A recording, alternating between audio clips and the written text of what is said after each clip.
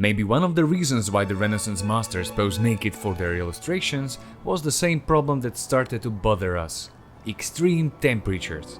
But I doubt that even being naked would help us much these days. My name is Martin Fabian, and with my colleague Vlado Šeliga, we will talk today about two important concepts in fencing, about distance and tempo. In rapier, we should recognize three types of distance. Why three and not just two? Because people often omit the very first one, which is simply being out of distance and thus being out of reach. We need to be able to recognize when it is absolutely unnecessary to attack, or even to change guards and thus become fatigued sooner than the fight is over. Do not do any unnecessary movement unless it is a part of your tactics and you really know what you're doing. Misura larga, or the white distance.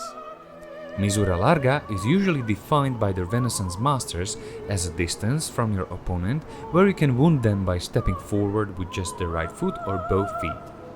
When you enter proper distance and after you gain the advantage over your opponent's sword, you should be able to hit them without any problem and also without the need to step too far out. If your step is really deep, it will become problematic for you to recover back, mainly if you miss or when you are parried. You should be well practiced in recognizing the correct distance in which you can launch an attack, but be careful. Usually, if you do not possess an enormous advantage in your height or in your reach, the misura larga applies to both you and your opponent. Remember, when you enter the misura larga, your opponent may reach you with a stab as well. Knowing how to keep distance and stay out of potential trouble is always a good skill we should practice. Misura stretta, the narrow distance. If you are able to hit your opponent without any movement of your feet, just by moving your body, it means you have entered the so-called narrow distance or misura stretta. We should be really cautious in the narrow distance. Staying in such distance for too long and not doing anything may get us hit almost without realizing it. That's why, if you find yourself in misura stretta, don't hesitate too much and attack the closest target, ideally by covering the middle line at the same time.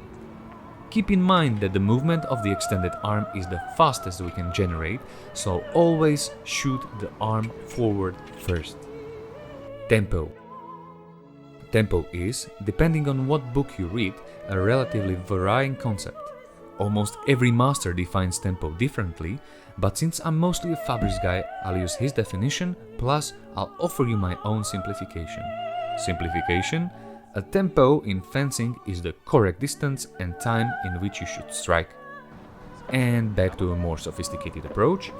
Let's assume we have some sort of movement, perhaps jumping. When you jump high, you can't just change your mind in the middle of the jump and land totally elsewhere. Even if you do, the result is awkward but plus minus the same. We just cannot make two movements at the same time.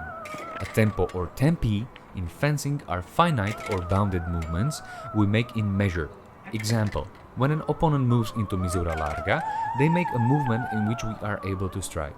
During their movement, they are offering us with a frame of time or a tempo in which we may attack and use their movement against them.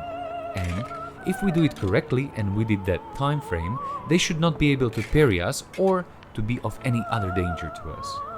Let's assume that when fencing, both of us may do an infinite number of things. But in the moment one of us starts an attack, settles into a position, changes a guard, mutates their blade or simply opens himself, in that frame of time we can use their finite movement to our advantage, for instance, by thrusting into opposition. You may know dozens of techniques. You might be a veteran scholar, you may know your footwork, but if you don't know how distance and tempo work, fencing against a non-cooperative opponent will not bring you much joy.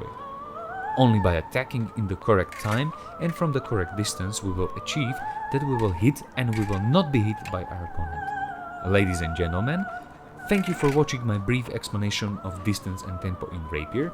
Next time we will have a look at the first guard in rapier and at how it should be used.